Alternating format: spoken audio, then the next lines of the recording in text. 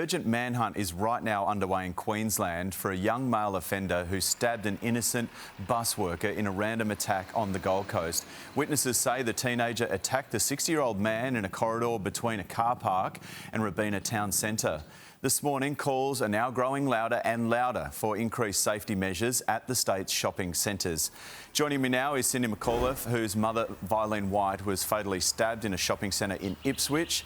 Thank you so much for chatting again, Cindy. So this time last week, you were on the show, you were talking about shopping centre safety. A week later, here we are talking about another stabbing. What was your reaction to that? Horrified. I mean, you know, poor elderly defenceless man. I mean, he's not that old, but like, gee, you can't even go to the shop and have to pretty much have a security guard with you to make sure you're safe. I mean, this is the consensus over Queensland and interstate. I ran my own little poll last week and people are just saying, look, we can't go to the shops without some sort of security or police presence because unfortunately these incidences are not isolated.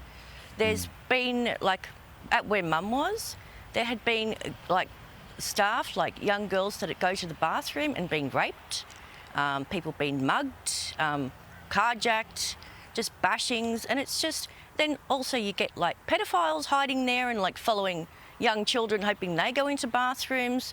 But hey, according to certain people, we don't need a police presence there, and that's just what happened to putting the safety of Queenslanders and the public first. It's scary stuff. I noticed one comment from a local saying that what do we need to do? Shop with bouncers. So attacks like this and the one that claimed the life of your mum, Violene, they're often labelled random, aren't they? So what needs to happen to keep shoppers safe? Increased security, whether you get a secondary licensing for security personnel where they can like not just you know, well, they can actually apprehend these offenders but also detain them until the police arrive. I mean, if the current government is adamant of taking police beats out of shopping centres, there needs to be a backup, and unfortunately you take them out, there's no backup. There's more and more of the police beats being unmanned or closed down, and that's the thing. I mean, unfortunately, I think it should be the responsibility as well of the centre management of those centres to provide safety for the shoppers.